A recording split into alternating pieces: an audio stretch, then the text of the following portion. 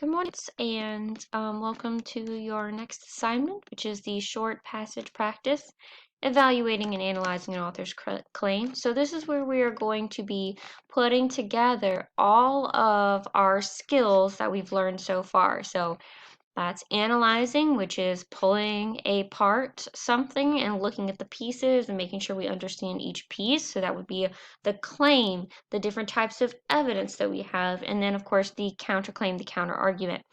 And then also our skills at evaluating. So saying, does this claim have enough evidence to support it, and is it good enough evidence? Okay. So your directions for today are to read the next 5 passages, decide on the correct answer, and then highlight the answer. So then you'll see your passages over here. And then for the 4th slide, you are going to have to pick one passage to evaluate. So you can pick any of the 5 passages above, and then you have to say, did the author give sufficient or present enough evidence to convince the reader? So remember, when you're trying to decide if evidence is sufficient or not, think about the different types of evidence. So are they giving facts and statistics, or are they really just giving opinions? Because if they're just giving you opinions, then it's not really a strong claim, is it? So then you would have to say, no, it's not sufficient evidence. But if they're giving you lots of facts, lots of statistics, some expert testimony, then you might want to consider saying, yes, that is sufficient or enough evidence. And then you do need to give at least one piece of evidence to support your answer. Okay, so I'm going to do the first passage with you, and then I'm going to go over each of the questions, okay? So you might recognize this passage from a previous assignment. So it says, have you ever been to a football game or watched one on TV to see the cheerleaders hyping up the crowd? They do a great job at getting the spectators to cheer for the players, keeping everyone excited, and maybe that excitement even helps the players win. I'm not saying that cheerleaders don't have a purpose, but I do think that we should all agree that those actions aren't a game and that cheerleading is not a real sport. Sports are competitions between 2 teams or athletes. Games are usually played within a conference or division so that teams can climb higher up the hierarchy to win the ultimate prize. This clearly does not apply to cheerleaders that are energizing the crowd. So your first question is, what is the claim of this passage? Remember, a claim is a statement that the author is making that they're trying to convince you of. So it's their opinion that they're trying to get you to believe in. So you've got some options. Sports are competitions between 2 teams. Well, you have to think, is this really about team sports and competitions, or is this about something else? B, I do think that we should all agree that those actions aren't a game and that cheerleading is not a real sport. So is this talking about cheerleading not being a real sport? C, this clearly does not apply to cheerleaders that are energizing a crowd. Or D, they do a great job at getting the spectators to cheer for the players. So the correct answer here is going to be based on the reading, right? So what are they trying to convince me of in this passage? Well, he seems to be talking a lot about cheerleaders and how that they do keep everybody excited, but they're not really considered a sport. So my best answer here is going to be B. So what I'm going to do is I'm going to select that, right? Oops. So you can always do Control Z to correct a little mistake here. I do that all the time. So then you're going to come up to your highlighting tool. If you don't know how to highlight, click your highlight color. And then I like to choose a little lighter color so that way it's not as intense on the eyes, right? So then now you can see that I've selected B, and B is the correct answer. So I'm going to go through and I'm going to read each passage for you and maybe guide you a little bit with the questions, but I'm not going to tell you the answers from this point on, okay? I will help you a little bit, so listening to the lesson does help. So here we go, passage number 2. Animals that have been labeled endangered are at risk for going extinct because their populations are dropping, and we must do something to stop this important problem. Animals often become endangered because of habitat loss, poaching, pollution, or capture. One example is the loss of habitat for tigers. In the last 10 years, tiger territory has dropped by 40%. This example shows how serious and urgent the problem is for the endangered animals. Turtles have lived on Earth for around 300 million years. One way we can solve this problem is by donating to organizations that conserve habitats and fight to protect animals and the environment. So if we look at the question, our question says, which detail from the passage is irrelevant, which means it is not important to the claim. So remember, irrelevant means that it is not important, it does not support the claim. So our answers are as follows. A, animals often become endangered because of the habitat loss, poaching, pollution, or capture. B, in the last 10 years, tiger territory has dropped to 40%. C, turtles have lived on Earth for around 300 million years.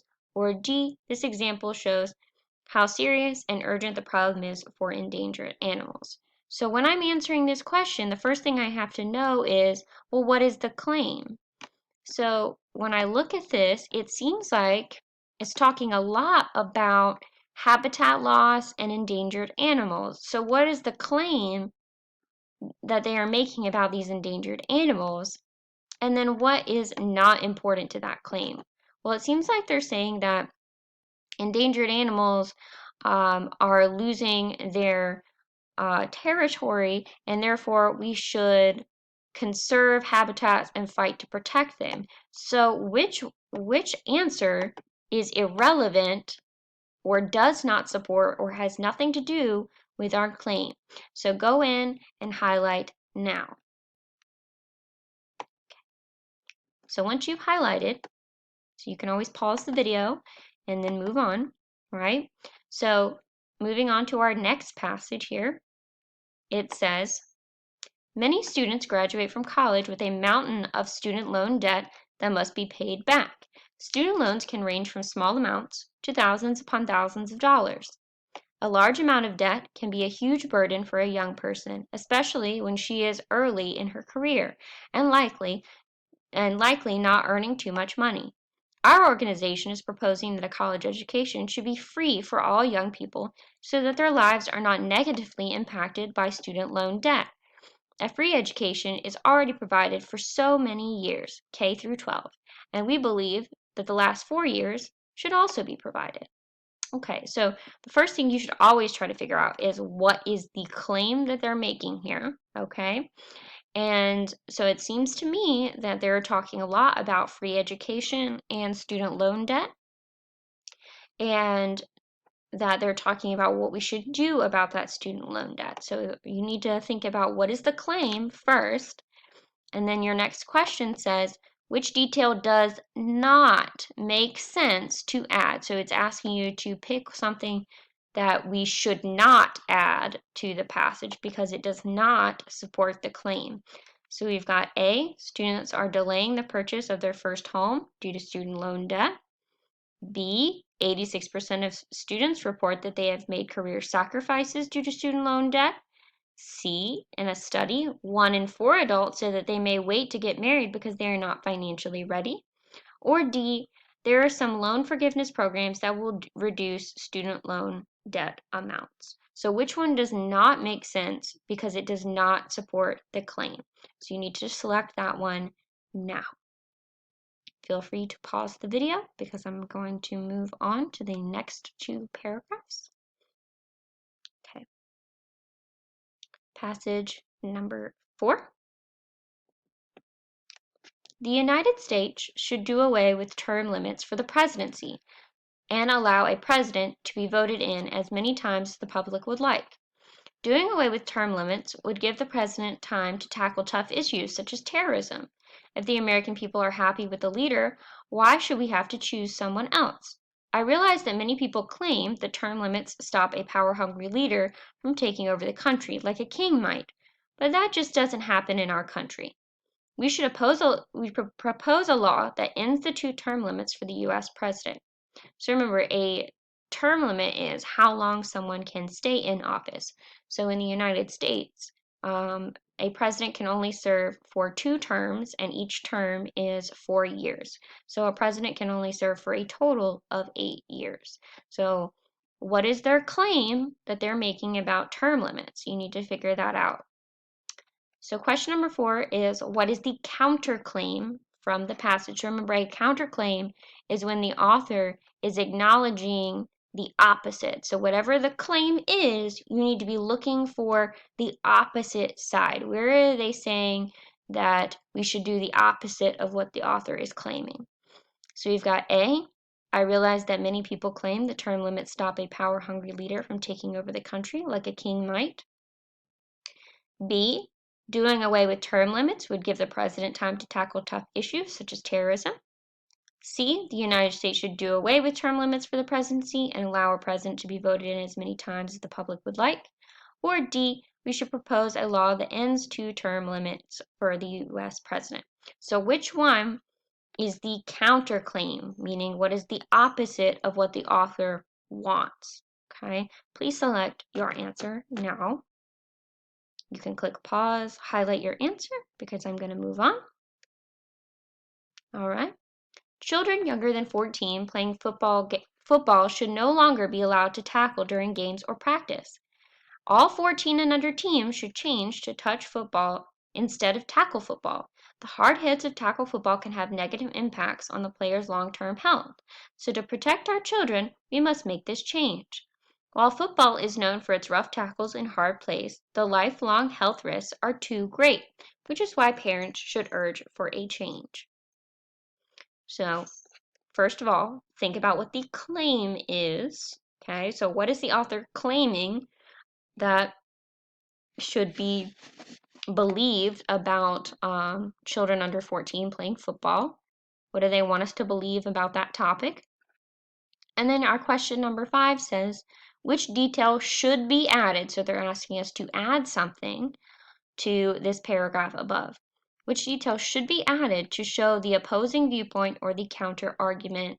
So remember, the counter argument or counterclaim is the opposite of what the author wants. So the first thing you have to figure out is, what do we think the author wants to happen about children under 14 playing football?